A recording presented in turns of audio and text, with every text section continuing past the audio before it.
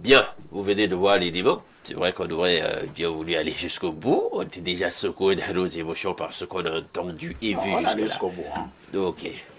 Ben, j'avoue que je viens de suivre cet élément. Je l'ai Tu suivi souffles hier. fort, diable. Il faut vraiment d'abord bien souffler. Question de retrouver ses esprits. Parce que ce que nous venons de suivre là est catastrophique. Je passe d'abord la parole à Djama fils. Enfin, sur le plan là, je ne dirais pas de cours, mais c'est tout comme. Parce que je n'avais pas encore fini de respirer fort. Après avoir regardé cet élément qui nous montre là tout un cataclysme écologique et tout un drame presque humain aussi, parce que ce qu'on ne nous dit pas là, c'est on ne peut pas voir ce genre de choses sans avoir des drames humains. Vous voyez quelqu'un qui est carrément sur sa voiture, Oui, perché sur son véhicule. Et rien ne dit que les eaux n'ont pas connu une autre crue, de sorte qu'il n'a pas été submergé après, parce que là, il était dans l'impossibilité de mettre ses pieds par terre. On voit la crue qui est au niveau des toits des maisons, et c'est totalement dangereux. Mais quand cela ne tienne, je tiens à dire ici que lorsque ce projet était lancé, j'avais fait la connaissance d'un monsieur qui était directeur technique, oui, de ce côté-là. Et à l'époque, il était au Minipat. Mais bon, nous, dans l'investigation, il était très courroucé. Je ne pourrais pas donner son origine, au Camerounaise. Et il n'était pas d'accord avec ce projet. Il disait que les données étaient totalement faussées. Un Camerounais, les données étaient totalement faussées. Et bien après, ils ont déménagé pour s'installer à Bastos. Et nous l'avons suivi, mon confrère et moi, dont je vais taire le nom ici, pour les problèmes de sécurité. Et ce qui nous avait fait dire à l'époque était terrible, ce qui fait qu'à la fois, je ne suis pas très surpris de ce drame. Je ne suis pas très surpris de ce drame. Mais il a refusé à un moment donné, à la fin, de nous remettre la documentation pour que nous fassions notre travail. Et nous ne pouvions non plus publier quoi que ce soit parce que nous n'avions pas des éléments. Vous connaissez la contrainte journalistique. Il faut avoir les faits, croiser l'information et tout et tout. Mais et cela m'avait échappé avec le temps qui a passé. Quand je vois cet élément, c'est là où ma mémoire revient. J'ai dit waouh, ça avait dit que ce monsieur, il avait raison. Mais je vais vous dire pour la petite histoire qu'il avait été mis de côté parce qu'il avait pensé que l'affaire n'était pas encore en maturité et tout et tout. Mais la conséquence, elle est celle-là. Pour dire quoi? Pour dire que ce n'est pas parce que les gens viennent toujours de Chine qu'ils ont la maîtrise technique de l'ouvrage, ils ont la vision adéquate et parfaite de la chose. Il faut savoir aussi se reposer sur les nôtres qui ont fait de bonnes études ailleurs. Et lorsqu'ils disent ça, ce n'est pas bon pour la gauche, n'allons pas à gauche, ça, c'est pas bon pour la droite, n'allons pas à droite. Voilà ce que ça me rappelle aujourd'hui. C'est dommage, mais nous en sommes là. Et dire que les nôtres ne font pas du rendement là-dessus, c'est tout dire, c'est tout dire. Et je pense qu'il faut changer de mentalité. Il faut que nous apprenions à être honnêtes. Parce que la compétence consiste à l'honnêteté. C'est très important. Mais ça, c'est l'incompétence. J'avoue que je ne travaille pas en secret parce qu'Alain et moi, habituellement, on travaille d'abord ensemble. Il m'a envoyé cette vidéo vers 23h30 cette nuit. Je l'ai suivi 8 fois. Je voulais bien suivre. Mais le métier qui est le nôtre, on dit que le confrère est une source. Donc c'est une source, donc c'est une chaîne de télévision NTA. Et je prends donc cela au sérieux. Parce que je me suis d'abord dit que ce n'est pas possible. Et si c'était sur Facebook, j'allais dire que non, ce sont les histoires de Facebook. Bon, c'est une chaîne de télévision qui a fait ce reportage. Et chez nous, le confrère est une source. Jacques Bagnoloc, cela se passe à Mékine, c'est un barrage hydroélectrique. Nous sommes donc au Cameroun, rassurez-vous, ce n'est pas au Bangladesh. Mais pourquoi n'avons-nous pas communiqué sur un tel scandale? Pourquoi n'avons-nous pas tiré les leçons et surtout établir les responsabilités? Oui, vous posez la question fondamentale, mais on ne pouvait pas le faire parce que ceux qui sont à l'origine de cette catastrophe-là ne veulent même pas qu'on en parle. Donc, je remercie déjà Alain Douk et toute l'équipe qui a concouru à ce qu'on puisse avoir cette dénonciation-là. Parce que c'est ça également le rôle de la télévision. Hein. Au-delà de tout, elle doit former, elle doit informer, elle doit aussi de temps en temps tirer la sonnette d'alarme. Mais je vois que là, j'ai même failli dire qu'on n'est même plus au niveau de tirer la sonnette d'alarme parce que ce que je vois là est très grave. Donc, ceux qui sont à l'origine de ça ne pouvaient même pas communiquer. Au contraire, ils vont travailler de telle sorte qu'on ne puisse même pas avoir de telles informations. Non, c'est une incompétence criarde. Et quand je vois ce genre d'image, ça fait froid au dos. Ce qui m'a fait sourire, quand je dis sourire, mettez ça entre guillemets, dans cette affaire bizarre, c'est que on parle de 35 milliards. Parfait. On parle de 35 milliards. Ce n'est pas 35 millions. Peut-être 35 millions, d'abord c'est petit. Voilà. 35 milliards. Et on vous dit dans l'élément que on est encore en train de demander, cela demande encore une rallonge budgétaire. Il faut dire en français facile qu'il faut encore donner l'argent. Voilà. Donc, pour ma grand-mère qui est là-bas à Omen, dans l'arrondissement de Ndom, ils sont en train de dire qu'ils veulent encore l'argent. Or, ils sont incapables de nous dire qu'avec les 35 milliards, voilà ce qu'on a fait. C'est du jamais vu. Vous prenez 35 milliards, qu'est-ce que vous avez fait de ça? Maintenant, vous dites que non, il vous faut encore. Et c'est comme ça que nos administrations, parfois, travaillent parfois ici. Mais la question fondamentale, à qui la faute?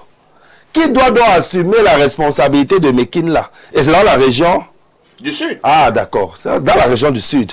La région du chef de l'État. Comment est-ce qu'on peut s'amuser avec un projet aussi important? Il n'est même pas au courant de ça. Bon, je ne sais pas. Peut-être qu'il n'est pas... au courant comme Non, lui, Ah, il bien des choses. Non, peut-être qu'il n'est pas au courant, peut-être qu'il est au courant, moi j'en sais rien, mais je note quand même que pour quelque chose d'aussi grave, il doit y avoir des notes d'informations qui remontent au niveau du palais. Sauf si ça remonte, elle n'arrive pas. Non, parfait. Les institutions ne valent que ce que valent les hommes qui sont chargés de les manager, de les animer. Donc, si on a des catastrophes comme celle-ci, des cataclysmes, j'utilise l'expression de N'Djama, c'est que ceux à qui on a confié ce projet-là n'ont pas la compétence requise. Ça pose donc le problème, de façon générale, des missions régaliennes qu'on confie à des personnes qui n'ont ni aptitude, ni qualité pour faire ce genre de travaux. Et quand j'entends qu'on allait prendre la main d'œuvre à l'extérieur, mais je voudrais aussi dire à N'Djama qu'il y a des Camerounais également qui ont travaillé là-bas. Ce ne sont pas seulement des gens qui sont venus de, je ne sais pas, de votre pays, comme vous aimez citer là, c'est quoi? La Chine. Ah, la Chine. Donc, c'est pas forcément les Chinois. Il y a des Camerounais qui ont travaillé dans ce projet. Parfait, tout ceci me pousse juste à penser une seule chose. Vous savez laquelle? Non. C'est que je dis simplement au président de la République que, monsieur le président, il faut remanier. Vous-même, vous avez annoncé ça dans votre discours du 31 décembre de l'année dernière. Vous l'avez encore annoncé lors du discours à la jeunesse du 10 février, que vous allez remanier le gouvernement.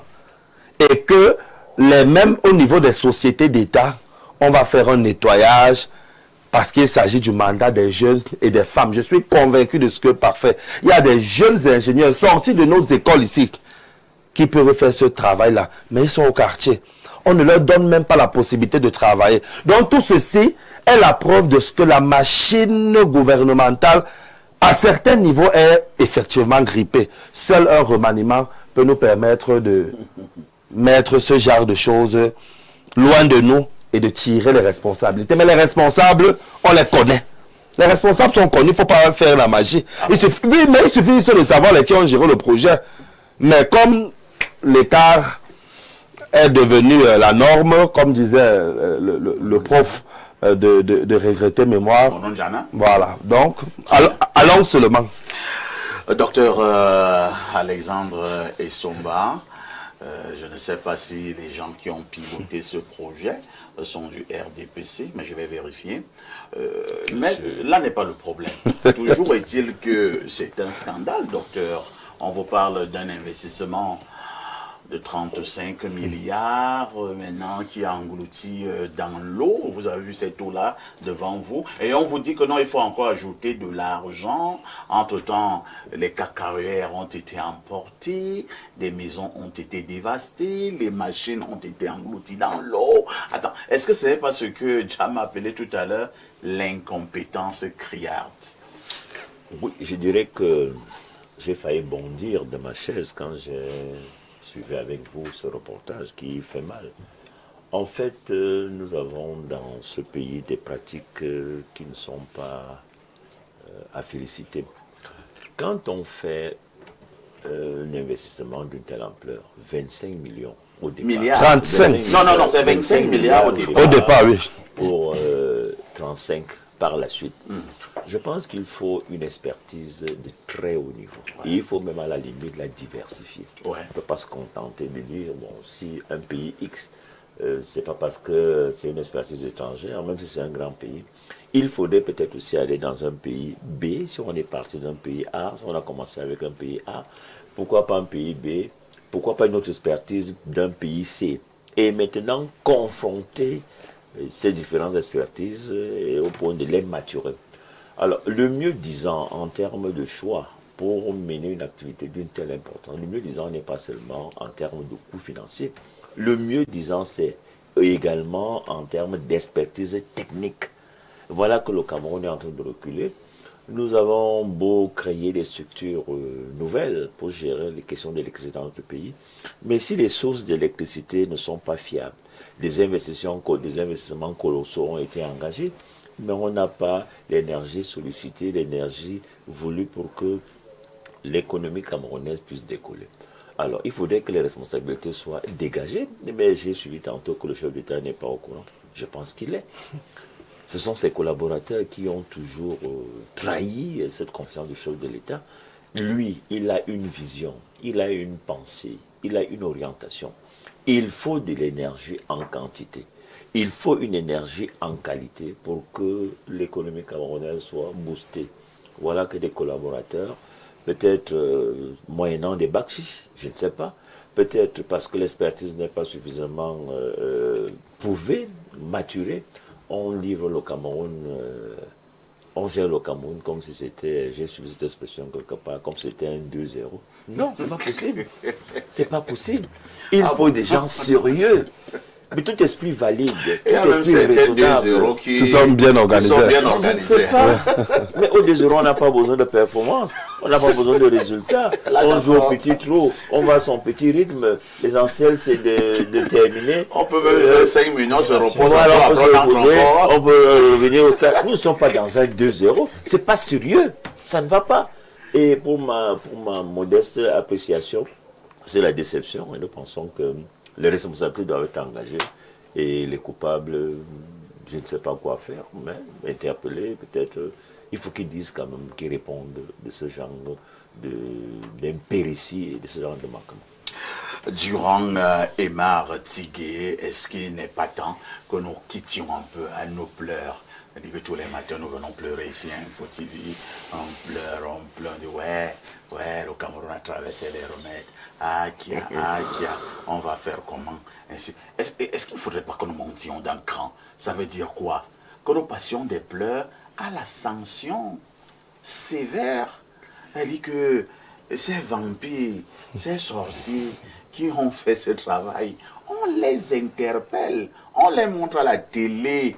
Si la CIA ne veut pas les montrer, on contacte Info TV. Nous allons les montrer. Et on dit, voilà les gens qui nous ont volé 35 milliards et qui ont englouti des cacaoyers, ainsi de suite.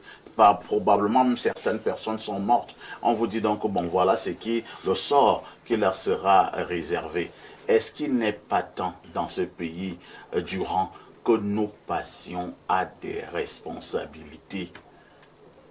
Donc, merci, Monsieur Parfait. Je vais vous surprendre parce que je vais vous dire que pour changer un phénomène social, c'est l'état d'esprit qu'il faut changer, premièrement. Parce que vous allez voir, si vous vous concentrez, par exemple, nous voulons détruire la corruption dans notre pays. Oui. Mais si vous vous concentrez sur la corruption et les corrupteurs, vous attirez davantage la corruption dans votre pays. Ah bon? Ah oui. C'est pourquoi vous avez Mère Thérèse qui disait que si vous voulez que je vienne marcher, par exemple, pour les terroristes ou alors pour les anti-tels, elle refuse. Elle préfère devenir marcher. C'est un mouvement pour la paix, alors elle s'aligne. Parce que quand vous concentrez votre pensée en fait dégage de l'énergie. Maintenant, quand vous mettez votre pensée sur un fléau que vous n'aimez pas, ce fléau va davantage se généraliser et ça va davantage s'empirer. Vous allez voir, si vous essayez de faire une introspection de tout ce qui se passe en société depuis qu'on a créé, par exemple, la CONAC, anticorruption et tout ça là. Mais c'est comme si ces phénomènes était en train de se multiplier fois 10 parce qu'on doit se concentrer. Attends d'abord, parce que vous dites des choses à la fois graves et pertinentes, Oui, et ainsi oui. de suite. Donc ce qu'on doit faire, nous ne parlons plus de la corruption. Voilà, on se nous ne concentre. parlons plus des corrupteurs. On parle bannit la sur ce NIF, que- on bannit le contrôle non, supérieur. on ne bannit pas, mais il faut se concentrer sur sur le genre de société qu'on aimerait avoir. Bon, maintenant, attends. Nous allons... Attends d'abord. Oui. Moi, je suis pratiqué. Bien sûr. Nous avons dans un cas là, 35 milliards en fumée, Oui. avec des conséquences que nous avons vues là au niveau de la télévision. Ouais, ouais, bien sûr. Pour appliquer ta théorie, que faisons-nous? Pour appliquer la théorie, il y a des institutions qui sont chargées de régler ce genre de problème. Oui. C'est que on donne la responsabilité à ces institutions, par exemple la justice, de régler la situation. Maintenant, nous, ce que nous émettons comme intention, c'est de voir un Cameroun meilleur, loin de tout ça. Parce que la pensée, comme nous sommes là, quand vous avez, j'ai une pensée, vous avez une pensée, monsieur Alon a une pensée, l'autre une pensée, ainsi de suite. La pensée collective pour modifier l'environnement social. Donc, si vous êtes toujours en train de penser, par exemple, qu'il y a trop de corruption, ils ont trop volé, ils ont tout fait comme ça, vous allez d'abord être dans des sentiments de peur, de frustration, de colère. Et ça va dégrader l'environnement social. Ça, c'est très fort. Donc, les gens qui ont volé, les gens qui ont volé nos milliards là, il faudrait plus qu'on pense à eux. Non, c'est que on doit régler, c'est qu'il y a des institutions qui sont censées gérer ces affaires. Maintenant, nous, l'intention que nous devons émettre, c'est de voir un Cameroun qui est prospère, où les hommes sont honnêtes, où les gens font des choses bien, les gens font réalisent des projets normalement, qui font des choses comme les choses doivent être faites. Okay. Et de manière normale, la société va s'arranger. Mais si nous nous concentrons toujours sur ce qui ne va pas, alors les choses qui ne vont pas vont toujours s'empirer. Parfait, si tu permets, je note que, rapidement, je note que monsieur le maire n'est pas le seul philosophe sur le plateau. Parce que j'entends quand même des choses, des choses extraordinaires de mon ami Emma Tigre. Non, en réalité, Emma, on est obligé d'en parler parce que il s'agit du devenir, de l'avenir d'une nation qui est en train de couler. Parce que des individus ont eu des responsabilités et n'ont pas pu mener à bien les missions qui leur ont été assignées. Nous demander de ne pas en parler au motif que plus on en parle, plus ça dégrade l'environnement social parce que Socrate pensait que si l'homme... Non, que la justice, ce qu'elle dit, c'est que la justice s'occupe de ça. Vous voyez, que la justice s'occupe de ça. C'est ce qu'on fait là. On demande donc à la justice de s'occuper de ça. Voilà. Pour que la justice s'occupe de ça, il faudrait qu'on dénonce cela.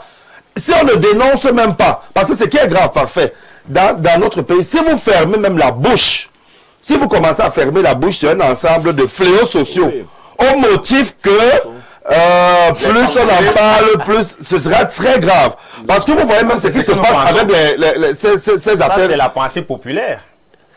Bref. Ça, c'est la pensée populaire.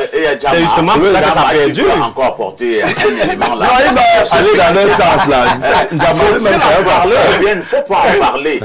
Joseph Marie. Là n'est pas la problématique. Je voudrais attirer l'attention de mon frère pour qu'il le comprenne bien en réalité ce que M.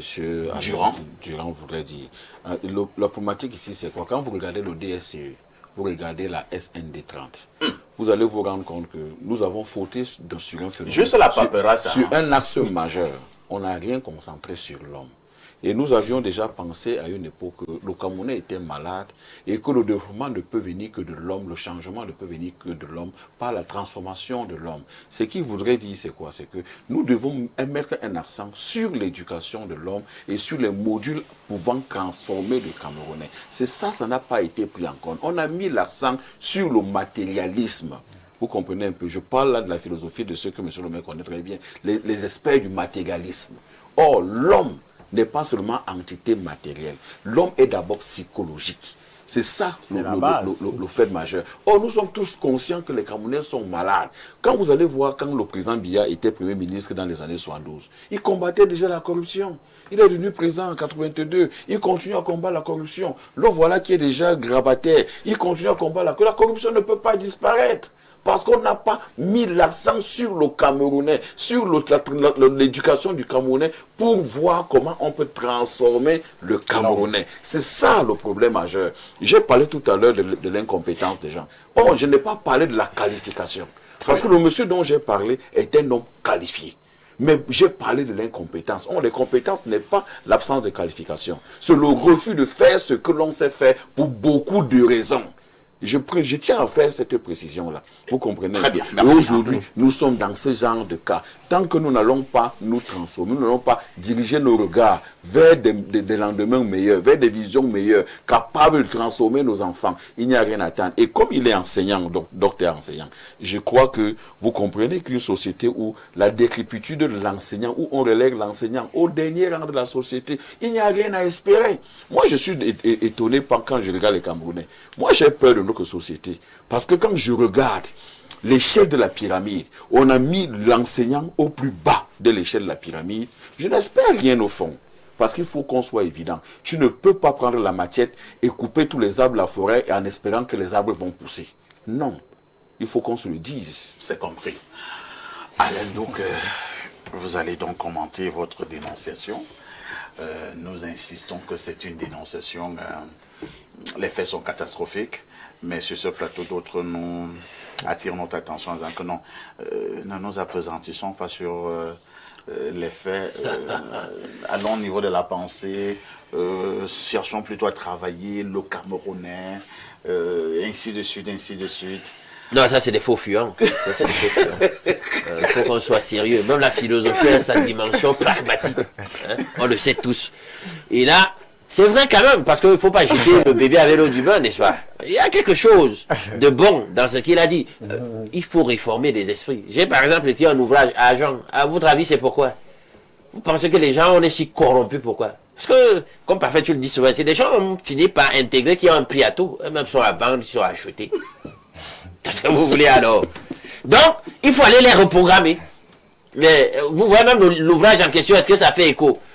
Et vous pensez qu'on va reprogrammer les gens comment? Toi, Diama, tu es mon aîné, mais je te le dis. Tu dis une chose et son contraire. Tu dis, le président combat la corruption. Mais comment tu peux combattre la corruption et tu ne vas pas chercher à la combattre dans l'esprit des gens? Parce que je constate que dans l'esprit des gens, c'est un échec. Ouais. Pourquoi on en est toujours là?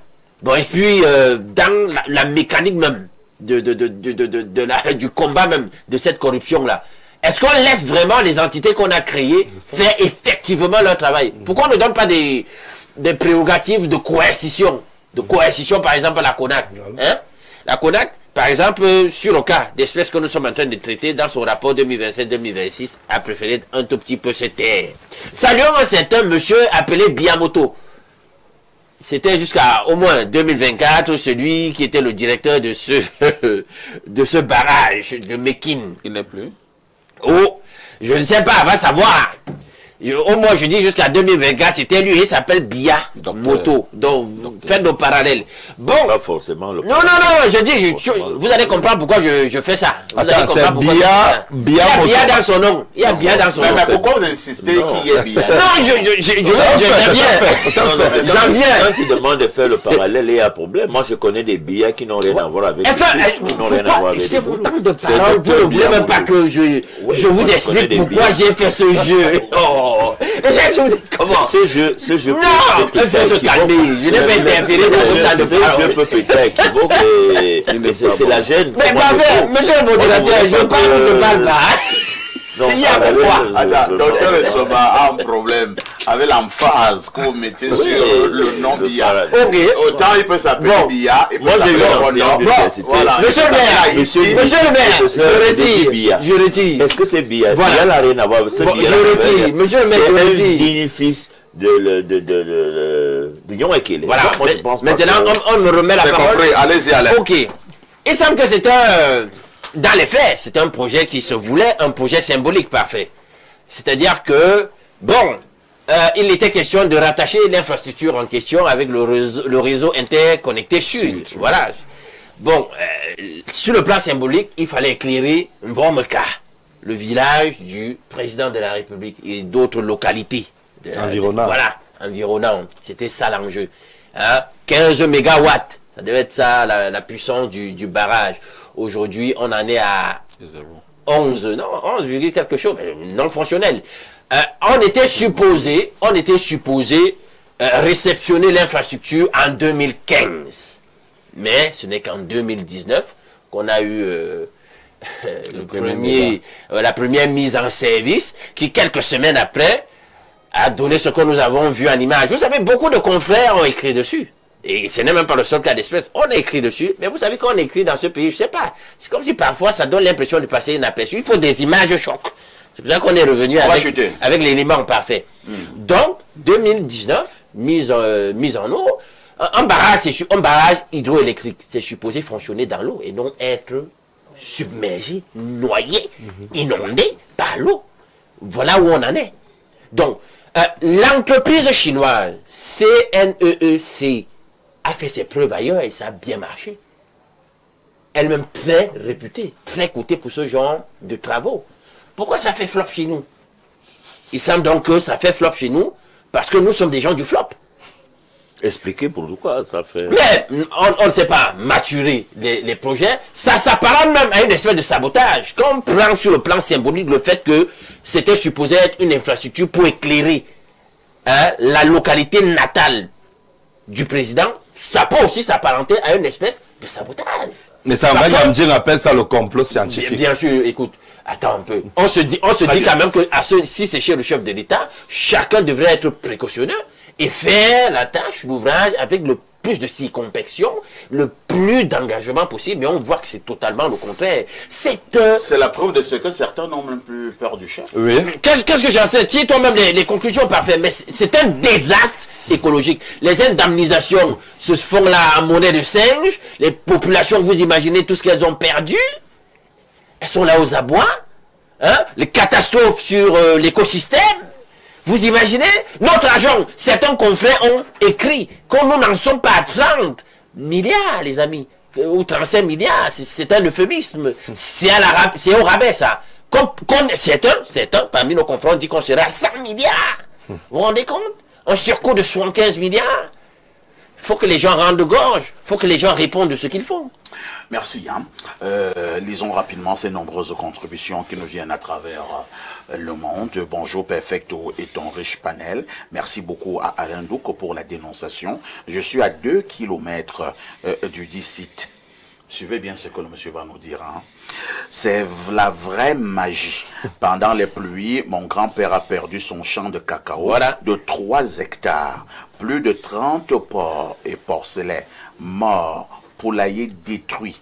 Quand tu vas te plaindre, on te dit d'aller voir le préfet et le monsieur n'est jamais disponible depuis plus de 2 ans. Nous, on a donné à Dieu. Si Olembe qui est à côté de la présidence, le chef ne gère pas. Combien de fois, nous du Sud, que Dieu nous garde. C'est un bolo, un tui de Biabia Mekin. Un message qui donne encore froid d'eau. 3 hectares de cacao en fumée. 30 porcs et porcelets. Sans oublier les poulaillers. Des petites gens. Bonjour à tout le panel. Cette catastrophe était prévisible dans la mesure où, à mon humble avis, le projet d'étude de construction du barrage de Mekin n'a pas été maturé. Et l'entreprise chargée de la construction de ce barrage n'a pas respecté toutes les procédures pour assurer la qualité des travaux et assurer le bon fonctionnement des installations ainsi que la pérennité de cet ouvrage d'envergure. Pouvez-vous imaginer que le contrôle du matériel et la vérification du bon fonctionnement de certains équipements destinés à la construction de ce barrage ont été effectués à la fin des travaux? Incroyable. Ce type d'ouvrage est assuré. Je souhaite que la justice prenne ses responsabilités afin que les responsabilités soient établies et que les dommages soient réparés. Enfin, tout ceci émane de la corruption et de la mauvaise mentalité de certains Camerounais. Un autre message ce matin. Bonjour cher René, je fais comment pour vous rencontrer? Je suis en train de parler des choses sérieuses de la République. Mais peut-être il veut vous rencontrer pour vous parler aussi des choses sérieuses. Non, il fallait donc qu'il donne un détail. Parce que quelqu'un veut seulement me rencontrer peut-être pour qu'on aille manger les soya à la brique. Ce n'est pas important. Oh, l'heure est grave. Parfait, très courroucé. Moi, je suis très sérieux. Qu'il vienne à Info TV. Voilà. Vous avez donné la réponse. Voilà. Alors, il y a un Camerounais qui est au plus 33, c'est de la France. Qu'est-ce qu'il dit? Bonjour, parfait ici. Le phénomène de corruption que vit le Cameroun est la responsabilité du chef de l'État qui choisit les dossiers en fonction des personnes. Souvenez-vous du problème de la SNH, avec le feu directeur qui disait « La seule personne à qui je rencontre, c'est le chef de l'État. Les dossiers traités par la Cour des comptes sont à quel niveau? Prions pour le Cameroun. » Bonne émission. C'est l'Aube depuis Nice. Ah, toi, tu as bien fait, hein? Tu es du côté de Nice. Ah, nous sommes encore à Yaoundé. On fait comment? Bonjour, grand perfecto. Il y a tout un riche panel. La réalité sur les projets réalisés par notre pays est que ceux-ci sont adossés sur les entreprises publiques, alors que ces entreprises n'ont pas l'expertise adéquate. Les mentalités des Camerounais doivent changer et je suis d'accord avec le panéliste qui parle d'éducation des mentalités. Donc, il est d'accord avec Durand. Un autre message ce matin. Bonjour, espace miné. Emmanuel depuis Damas. Le véritable problème, c'est le manque de l'éveil de conscience patriotique pour les gens qui nous dirigent et le système de l'impunité. Je vous amène au plus 49, c'est un message qui nous vient de l'Allemagne. Bonjour au plateau, Monsieur Durand s'est pourtant bien présenté au début de l'émission, mais face à une telle catastrophe, il nous parle encore de santé émotionnelle et de pensée. Il nous laisse vraiment un peu... Merci Kenzo. Non, face à cette catastrophe, quand vous avez la pensée, là, on te regarde bizarrement. Bonjour le panel. Concernant l'échec du barrage de Mékine, amène quoi? De l'incompétence des dirigeants de ce projet. Mais ce qui est mauvais, c'est qu'ils sont toujours en poste depuis 2011, et qui est l'année de la création de ce projet. Donc 15 ans déjà. C'est Paterna qui envoie cette corruption, cette...